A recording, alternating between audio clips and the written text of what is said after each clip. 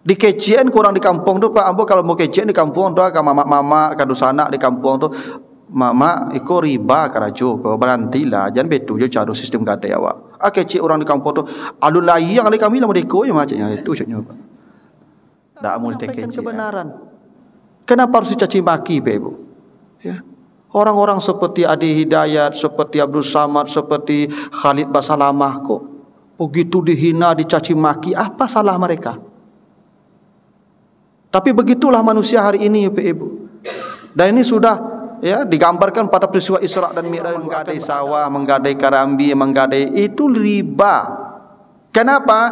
Karena yang memberi hutang dapat untung dari hutangnya. Pinjam piti 10 juta tu diagen sawah subik, sawah ke dia nyoba puluh-puluh tahun sawah nyobik dan hutang dibayar sebanyak itu. Kita dan untung bertahun-tahun selama tu nama itu yang riba. Itu di kampung-kampung masif terjadi itu Pak.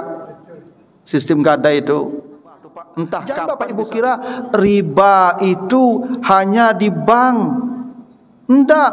Di bank tu riba yang terstruktur namanya.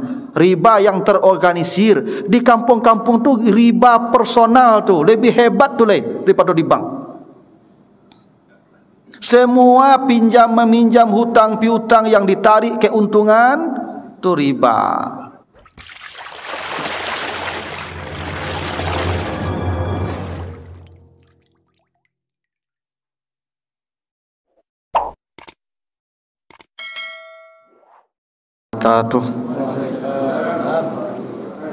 Alhamdulillahirabbil alamin. Wassalatu wassalamu ala asyrafil anbiya'i wal mursalin wa ala alihi wa ashabihi ajmain. Bapak, ibu-ibu, kaum muslimin jamaah subuh yang dimuliakan Allah, kembali kita bersyukur kepada Allah atas segala karunia-Nya. Salawat dan salam untuk Nabi kita Muhammad sallallahu alaihi wasallam. Bapak Ibu yang saya muliakan, kita lanjutkan bahasan kita tentang kelompok-kelompok manusia yang akan dibagi Allah kelak di Yaumil Mahsyar. Kita sudah bahas 2 hadis tentang kelompok yang selamat. 3 disebutkan dalam hadis Al-Baihaqi, 7 disebutkan dalam hadis Bukhari Muslim atau muttafaq alaih. Dan kita sudah bahas 10 kelompok yang selamat di padang mahsyar. Nah, sekarang kita akan lihat ya 10 kelompok lain yang celaka. Ini disebutkan dalam hadis dari Muaz bin Jabal. Bapak Ibu kalau baca nanti lebih lanjut, ya ini saya kutip dari kitab tafsir Al-Qurtubi. Baca di jilid terakhir, di situ dinukilkan sebuah hadis ketika ya Nabi menjelaskan surat An-Naba ayat yang ke-18. Apa kata Allah di surah An-Naba ayat 18? A'udzubillahi minasyaitonirrajim. Yauma yunfakhu fis-sur fatatuna afwaja. Ingatlah hari ketika ditiup sangkakala. Maksudnya nanti sangkakala kedua itu setelah kiamat.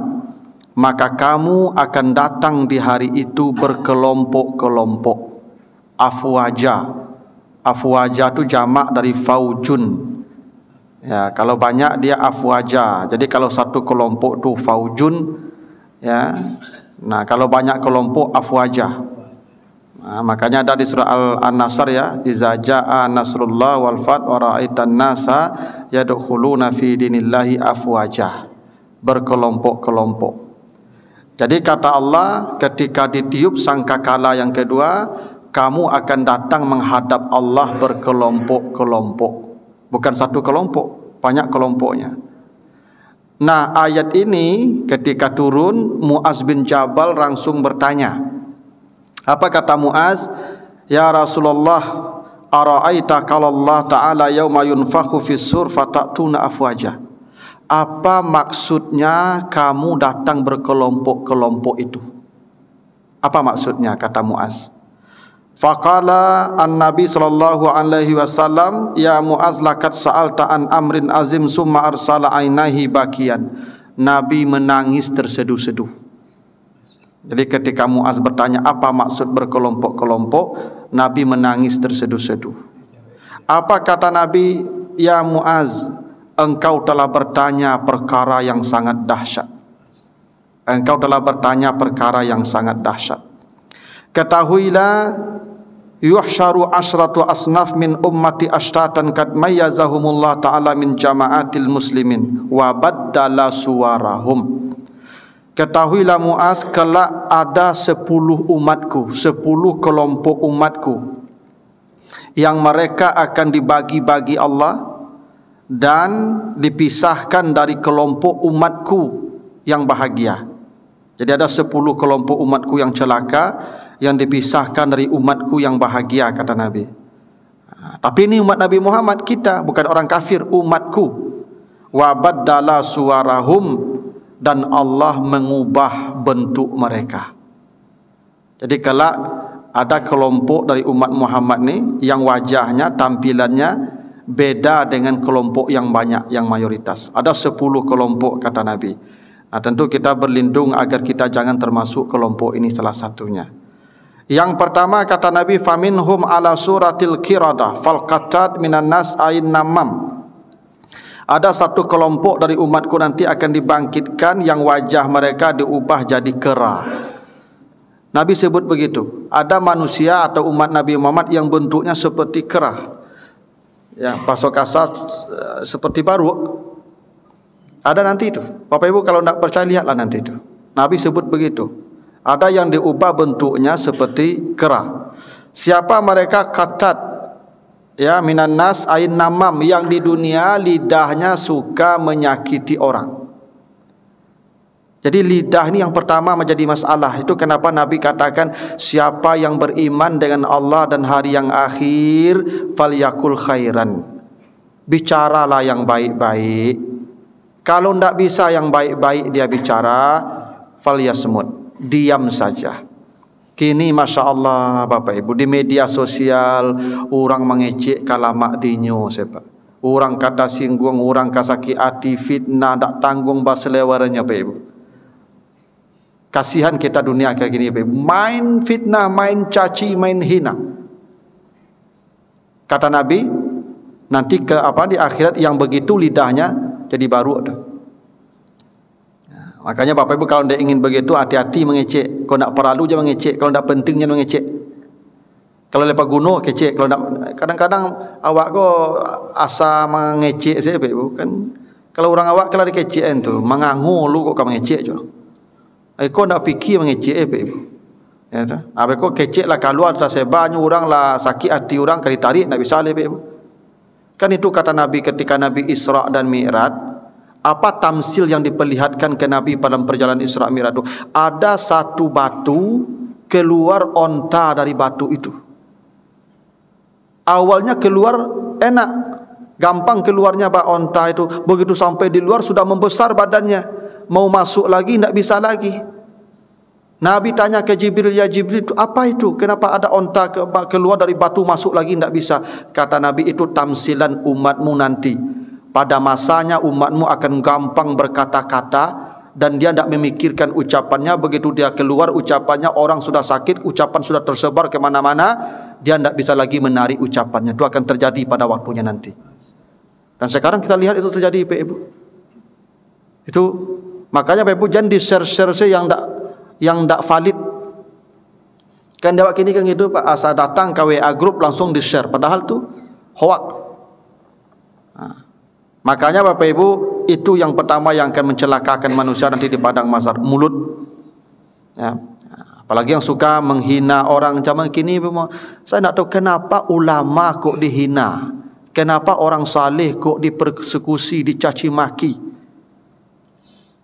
Apa salahnya mereka? Mereka hanya menyampaikan kebenaran. Kenapa harus dicaci maki Bapak Ibu? Ya. Orang-orang seperti Adi Hidayat, seperti Abdul Samad, seperti Khalid Basalamah kok begitu dihina, dicaci maki, apa salah mereka? Tapi begitulah manusia hari ini Bapak Ibu. Dan ini sudah ya digambarkan pada peristiwa Isra dan Mi'raj dulu, akan ada masanya begitu caci maki, hinaan begitu gampang keluar dari mulut umatmu. Nah, ini masanya Bapak Ibu, ya. Nah, jadi nanti kelak di akhirat yang pertama celaka tu yang tak bisa menjaga mulutnya. Makanya Bapak Ibu jaga-jagalah mulut kita. Yang tak baik, yang tak ada urusan kita, diam sajalah. Tak usah mengomentari. Diam. Kalau penting dengan orang itu Bapak Ibu japri saja dia. Tak usah dikomentarkan di WA group. Nanti orang tersinggung, sakit hati, orang ibu hati orang dikomentar awak. Kadang awak bergarah-garah jo kawan di WA group, kawan tersinggung ibu hatinya Bapak Ibu. Itu jadi masalah besok tu. Ya tak? Apalagi kau suka mencemeh Ibu. Memang makok jadi baru, kau kan baru tu pencemeh Ibu. Itu. Cobalah baru tu kalau Ibu dakik kenyo nyecipian mah, hendak panjang muncung. Kalau ada orang cerita asal lalu kawan artinya tu. Ya. Kan ada orang tu ibu kau asal berubah kawan kan panjang muncung ya. Itu pasti jadi itu nanti di akhirat tu. Yang kedua kata Nabi faminhum ala suratil hanazir ahlus susti wal haram. Ada kala umatku akan dibangkitkan di hari kiamat, dikumpulkan dalam satu rombongan yang bentuknya diubah jadi khanazir, jamak dari khinzir. Khinzir tu babi. Ada orang nanti dikumpulkan wajahnya jadi babi. Pasti itu. Siapa mereka yang suka yang haram dan yang suka makan yang haram. Ya babi kan begitu, suka yang haram. Makanya Bapak Ibu seleksi dengan makanan yang kita makan, yang kita pakai, yang kita kendarai, yang kita tempati, pastikan halalnya. Kalau haram makanan kita, haram tempat tinggal kita, haram kendaraan kita, haram pakaian kita nih, kelak dia akan dikumpulkan seperti itu. Itu kenapa kalau kita belajar di Ashabul Kahfi, Bapak Ibu, coba baca cerita Ashabul Kahfi itu. Mereka ketika bangun tidur di goa itu 300 tahun tidur, perut terasa lapar. Ini ada uang, carilah makanan ke kota. Apa pesan yang tinggal di goa itu? Kan 7 mereka, 1 ke pasar, ya ke kota cari makanan. Apa pesan yang tinggal di goa yang 6? Falyanzur ayyuha azka ta'aman. Baca di ayat 19-nya. Wahai teman, carilah makanan yang paling bersih. Tak yang paling lama, lupa, yang paling bersih. Karena makanan yang bersih itu mempengaruhi kehidupan kita dunia akhirat. Jangan pernah Bapak Ibu berharap akan menikmati kebahagiaan di dunia dan akhirat kalau yang dimakan tidak bersih, yang dipakai tidak bersih. Bersih itu syarat mutlak. Itu kenapa Bapak Ibu coba lihat filosofi haji lah. Bapak Ibu sa'i ya, sa'i artinya apa? Sa'i itu bekerja artinya apa? Itu makuk simbolnya berlari kita tu. Sa'a itu bekerja artinya. Itu makuk Siti Hajar dulu ketika anak kehausan tak menunggu takdir dia, kok matilah, kok ke duit lah, nak betul pak, berlari dia antara Safa dan Marwah mencari orang, ada tak orang lewat membawa air minum. Makanya sa'i itu bekerja artinya Bapak Ibu, berlari, simbolnya berlari. Dari mana Bapak Ibu mulai berlari? Safa pak. Safa itu apa artinya? Suci, bersih. Sufi itu bersih artinya. Di mana berakhirnya sa'i? Marwah. Marwah itu artinya puas. Dari kata rawa itu Bapak Ibu, kalau ada tanah kering, tanamannya sudah layu, disiram dengan air dari atas, menyiram air dari atas ke bawah itu namanya rawa. Makanya ada riwayat, dari kata itu tuh, riwayat memindahkan cerita dari atas ke bawah. Saya ceritakan ke anak saya ke cucu saya, namanya riwayat. Rawa itu memuangkan dari atas ke bawah, air dulu dituangkan dari atas ke bawah ke tampik yang kering, namanya rawa. Setelah disiram hasilnya marwah, puih yang dapat minum tu. Jadi marwah tu puih hatinya, sa'a tu bekerja hatinya, safa tu suci hatinya. Bapak Ibu kalau ingin puas hidupnya, bekerjalah dari yang bersih, mulai dari safa. Kalau mulai dari Safa bekerja, endingnya Marwah, bahagia dunia akhirat. Itu filosofi haji itu tu Pak. Tak boleh lari. Saya Pak itu pahami itu mah. Pahami haji itu bahwa kita disuruh bekerja, tapi mulai bekerja dari Safa, dari sesuatu yang suci. Kita akan berakhir di Marwah, kepuasan hidup dunia dan akhirat. Yang tidak bersih, tuh celaka di padang mahsyar nanti itu. Dan makanya ibu kau dagi piti dia apa, tanyalah Pak, leh halal Pak. Tanya dulu. Banyak cerita kau leh, jangan tak mu keranti lah, jangan ada apa. Kau betul kecik Pak, buatlah. Kenapa? Tak sedikit pengaruh makanan tu ibu, apalagi ke ibadah kita. Tu Itu makanya Bapak Ibu kalau baca nanti surah Al-Baqarah 172, ya ayyuhallazina amanu kulu min thayyibatim ma razaqnakum washkuru lillahi in kuntum iyyahu ta'budun. Hai orang beriman, kalau kau ingin beribadah kepada Allah, makanlah yang baik-baik. Mustahil ibadah kita akan berkualitas kalau makanan kita haram. Mustahil. Karena makanan yang haram akan jadi energi haram untuk yang haram, tak mungkin untuk yang baik. Makanya kalau ada Bapak Ibu barik sehati ke bang saji ko, barik selangkah pai ibadah ko, preso makan. Mungkin salah makan tu. Iya Pak. Ko ado Bapak Ibu tiuk mendengar ceramah lalu sian ke ceramah lalu preso makan. Mungkin salah makan begitu. Ada. Oh sekali-kali dengan ceramah mungkin dia tak kantuk ikut tiuk mendengar ceramah lalu siapa main HP tak dulu lalu jangan ceramah lalu panjang pada esok makan tu ada salah makan begitu. Tak sederhana masalah makan tu Ibu, bukan hanya mengisi perut, kadang dampaknya sampai ke padang mahsyar. Manusia yang haram makanannya, pakaiannya, tempat tinggalnya, ya kendaraannya tu nanti mereka akan diubah bentuknya seperti khanazir, babi. Kalau sudah babi tak mungkin ke surga, pasti ke neraka. Nanti Bapak Ibu di padang mahsyar kelak, lihat saja teman kumpul kita. Dengan siapa kita dikumpulkan, pasti kita tahu arah perjalanan kita selanjutnya itu. Mau ke surga atau ke neraka. Lihat saja kawan kita, tempat kita berkumpul itu nanti. Karena kita akan dikumpulkan dengan orang yang sama amalnya dengan kita. Pasti itu Pak Ibu.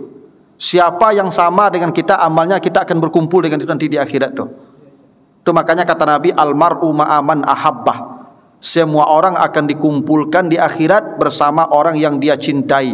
Orang saling mencintai itu kena sama perilakunya Pak. Kalau beda frekuensi tak mungkin samanya loh, tak mungkin berkawannya loh, tak mungkin saling mencintai loh Pak. Itu makanya orang kalau mencintai orang saleh pasti berkumpul dengan orang saleh, pasti itu. Itu kenapa dalam Al-Quran surah Al-Isra ayat 71, yauma nada'u kulla unasin bi imamihim. Kelak semua manusia akan dikumpulkan Allah dengan imamnya. Imamnya bukan hanya imam salat, tapi idolanya. Imam tu artinya idola. Siapa yang dia idolakan, dengan itu dia dikumpulkan nanti di akhirat. Itu Allah sebut begitu. Baca nanti di Al-Isra 71, yauma nad'u kulla unasin bi imamihim. Termasuk imam-imam yang Bapak Ibu kalau mengidolakan misalnya ni ustaz tertentu, dengan dia nanti berkumpul di akhirat tu. Allah sebut begitu. Karena kalau kita mengidolakan seseorang, pasti kita perilaku kita mengikuti dia, namanya idola. Ya begitulah, fan kan begitu. Coba cari pemain bola Bapak Ibu, Ronaldo. Fan Ronaldo tu cua rambut Ronaldo citulu rambut begitu mah. Ya betul fan nak. Bapak Ibu kalau ngefan ke Nabi Muhammad, apapun perilaku Nabi Muhammad pasti ikuti itu tanda fan tu. Bapak Ibu kalau fannya seorang saleh, pasti apa kerajonya ikuti mah. Percayalah kamu. Makanya kelak di padang mahsyar manusia dikumpulkan dengan orang yang dia cintai, idolanya. Makanya itu imamnya, termasuk imam salat kita ini. Makanya nanti kelak di akhirat Bapak Ibu dipanggil dengan nama imam kita ini juga nih. Ya. Kita satu jamaah. Kita sama perilaku kita, sama imam kita, sama gerakan kita, sama yang kita ikuti, sama yang kita baca. Maka kita dikumpulkan dengan dia nanti itu. Itu maka imam ni Bapak Ibu tolong hargai dia, muliakan imam kita. Karena nanti Bapak Ibu dipanggil masuk surga dengan nama dia. Rombongan dia yang mimpin tu. Jangan imam-imamku disuruh lo berasin kloset WC masjid ke Bapak Ibu. Imam kita cukup dia memimpin ibadah kita, kalaupun paling membersihkan karpet, menvakum karpet di dalam. Tapi kok kloset tu cari cleaning service bayi. Jangan imam buat disuruh gitu. Ku azan nyoyo jadi imam nyoyo bersih karpet nyoyo bersih WC nyoyo langkok kalau jadi imam ko mah. Ambo berang mana Bapak Ibu kalau do masjid menyuruh imam bersihin WC itu Bapak Ibu. Ya. Bapak Ibu dipanggil masuk surga dengan nama dia nanti di akhirat. Sekarang kotoran kita dia yang membersihkannya, kan tak wajar tu Bapak Ibu. Itu. Paling dia memimpin salat kita ni. Nak, mudah-mudahan di sini tak begitu Pak Pengurus. Ya, kalau begitu Pak Pengurus tolong ganti outsourcing tu, yang bagian dalam bagian yang kotor-kotor tu. Imam kita itu pekerjaannya tu. Ya. Gitu. Nah, saya tahu begitu karena saya juga ya pernah melihat ada banyak kawan-kawan saya yang tinggal di masjid waktu saya kuliah memang diperlakukan begitu, Pak. Saya itu kesal juga dengan pengurus-pengurus masjid yang begitu itu. Ya. Nah, nanti Bapak Ibu akan dikumpulkan di padang mahsyar sama dengan orang-orang yang kita cintai di dunia ini. Jadi kalau Bapak Ibu mencintai seseorang akan berkumpul dengan dia. Itu kenapa nanti di akhirat itu Bapak Ibu ketika kita tidak menemukan orang yang kita cintai, kita bisa bertanya kepada Allah. Ya Allah, Engkau akan menjanjikan Engkau akan dikumpulkan bersama orang-orang yang Engkau yang dia cintai. Saya mencintai si Anu di dunia dulu. Sekarang dia tidak ada di sini. Di mana dia? Dilihat list, ternyata dia di neraka. Bapak Ibu disuruh jemputlah dia, bawa dia ke surga. Ada terjadi begitu, Pak. Nanti baca surat Taha 109. Al-akhilla, apakah kata Allah, yauma izin la tanfa'u syafa'a ila man azina lahur rahman wa radiya lahu qaulan. Kalau ada orang yang Allah beri izin menolong orang lain dan Allah reda dengan ucapannya. Janji Allah begitu. Kan janji Allah begitu, dia akan dikumpulkan bersama kekasih-kekasihnya, orang-orang yang dia cintai di sorga. Dia tidak menemukan orang itu. Maka dia tanya ke Tuhan, ya Tuhan, ini kawan saya dulu si Anu di mana? Saya ingin bersama dia. Ternyata dia di neraka. Jemputlah ke sana. Allah kasih izin dia, Allah reda, ambillah kata Allah. Tak penting berkawan dengan orang saleh kau, Pak. Penting, Pak. Maka orang saleh jangan dimusuhi. Berkawan je nyo. Tu maka ustaz kok tipu salam ni capek. Supaya besok mana tahu ustaz kau dapat kuota banyak, Pak. Ya, tu kan banyak ustaz tiap subuh ustaz di situ, Pak. Mana tahu salah satu dari ustaz kita tu nanti dapat kuota banyak, tinggal angkat tangan saya Nurul Sakinah, ustaz ayo sini je. Kerancaknya Pak Ibu tu. Tu maka berkawan dengan orang saleh kau penting, Pak. Nah, itu ya yang kedua. Yang ketiga, faminhum munkisun arjuluhum a'lahum wa wujuhuhum yashabuna 'alaiha aklatur riba. Kata Nabi, ada kelak umatku yang akan dibangkitkan dalam keadaan terbalik. Terbalik, kakinya ke atas dan dia berjalan dengan wajah. Tak bisa dibayangkan bahawa orang berjalan dengan wajah, Pak. Allah yang mengatur bagaimana caranya. Pokoknya dia berjalan dengan wajahnya. Itu dengan wajahnya berjalan, bisa Bapak Ibu bayangkan itu. Dengan wajah berjalan angin pun tak bisa dibayangkan anginnya. Tudana samsu ilal abdi qadramil, matahari dekatkan ke kepala manusia seukuran tongkat celak mata. Seukuran tongkat celak mata tu matahari dengan kita. Itu dengan wajah kita berjalan tu, Pak. Tak bisa dibayangkan deritanya itu dengan wajah jalan. Siapa mereka? Aklatur riba, yang di dunia senang makan riba. Maka riba itu berhentilah. Kalau ada yang bekerja di lembaga-lembaga riba, suruhlah berhenti, Bapak Ibu. Tak ringan dosa riba itu, tak ringan. Kata Nabi, riba itu punya dosa 73 level. Ada 73 dosa riba. Ada naha ityanur rajuli ummahu. Kalau ada dosa riba yang paling ringan, yang paling kecil, setara dengan berzina dengan ibu kandungnya. Itu tidak ringan di akhirat ini. Orang yang suka makan riba begitu. Maka berhentilah. Cuma kadang-kadang kita ni kan karena kita tidak hidup di negara Islam, ya, yang tidak mampu kita istighfar saja. Yang sudah di luar kemampuan kita. Riba itu bisa dalam jual beli, bisa dalam hutang piutang, bisa dalam gadai. Itu di kampung-kampung itu riba itu, Pak Ibu. Orang menggadai sawah, menggadai karambi, menggadai itu riba. Kenapa? Karena yang memberi hutang dapat untung dari hutangnya. Pinjam piti 10 juta tu diagen sawah subik, sawah ke dia nyoba puluh-puluh tahun, sawah nyobik dan hutang dibayar sebanyak itu. Kita dan untung bertahun-tahun selama tu nama itu yang riba. Itu di kampung-kampung masif terjadi itu, Pak. Sistem gadai itu. Entah kapan bisa diubah tu, Pak. Jangan Bapak Ibu kira riba itu hanya di bank. Tidak, Di bank tu riba yang terstruktur namanya, riba yang terorganisir. Di kampung-kampung tu riba personal tu lebih hebat tu daripada di bank. Semua pinjam meminjam, hutang piutang yang ditarik keuntungan tu riba. Tak ada bahasa lain, jelas. Kullu qardin jarra bihi manfaatun fahuwa riba. Tu bunyi hadisnya begitu di sahih. Di kampung tu masif kerajo riba tu Pak. Di KCN kurang di kampung tu Pak. Ambo kalau mau KCN di kampung tu ke mama ke dusanak di kampung tu, mama iko riba kerajo kau berantilah jangan betul je cari sistem gadai awak. KCN orang di kampung tu alun layang ali kami lah mereka yang macamnya itu caknya Pak. Dak mau di KCN. Ndak dapat untung orang berhutang tu Pak. Nyo gadai yang benar tu Pak. Perintah Allah begini, kalau kamu berhutang, iza tadayantum bidainin ila ajalim musamma faktubuh.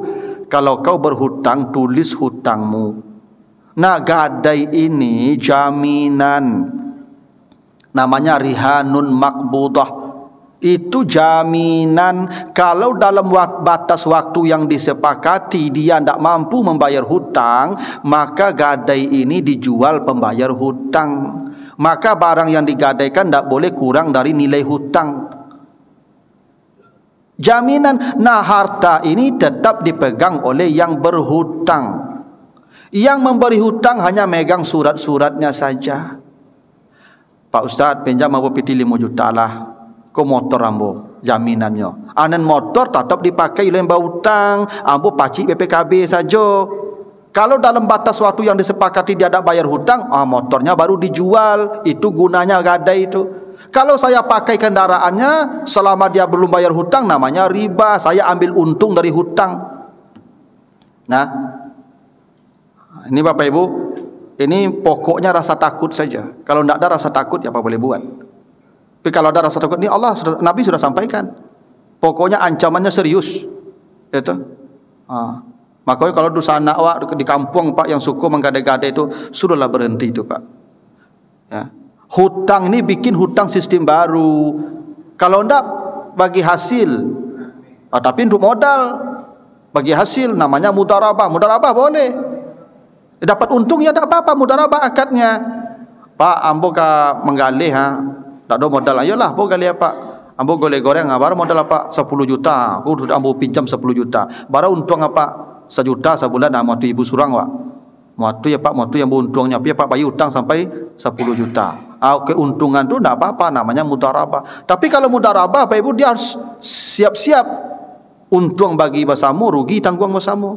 Sempat macet usahanya Pak, siap kehilangan modal yang punya modal, itu mudarabah namanya. Atau maka di bank-bank syariah tu tidak ada mudarabah syariah tu. Bank tak ingin rugi tu Pak, ingin manang saya mah. Rugi orang usaha orang, namun bank tak balik modalnya. Enggak Pak. Bank tu tetap untungnya Pak, ada cerita indah lah. Itu syariahnya, itu yang lun itu. Mudarabah yang syariah tu sama-sama untung, sama-sama rugi. Yang satu rugi tenaga, rugi waktu, yang satu rugi modal, dah hilang semua, selesai. Tapi kan tidak ada yang begitu Pak, makanya susah. Nah, kita yang tak mampu kerana kita tidak hidup di negara Islam, istighfar sajalah. Ini listrik ni riba ni Pak. Kenapa? Pinjam tu, pinjam dulu. Tapi ada klausul kalau terlambat kena dando. Bapak Ibu yang pakai ini ampere meter itu terlambat kena dando tak? Dando tu riba tu Pak. Apa sepakat tu, tanda tangan dulu tu mah. Maka saya sarankan kalau mungkin berpindahlah ke token. Token itu lebih aman, tak ada riba. Beli, pakai, habis mati surang. Itu Pak. Tak ada riba. Yang tak bisa, kalau tak bisa sudah istighfar pada Allah. Nah, cuma hati-hati, yang makan riba tak sederhana ancamannya Pak ya. Di akhirat akan dibalikkan oleh Allah keadaannya. Wajalan dia. Nah, itu baru 3 Pak ya, dari 10. Nanti kita lanjutkan yang 4, 5, 6 sampai 10-nya. Nanti di Kamis ketiga kita lanjutkan. Ada pertanyaan Bapak Ibu? Silakan Pak.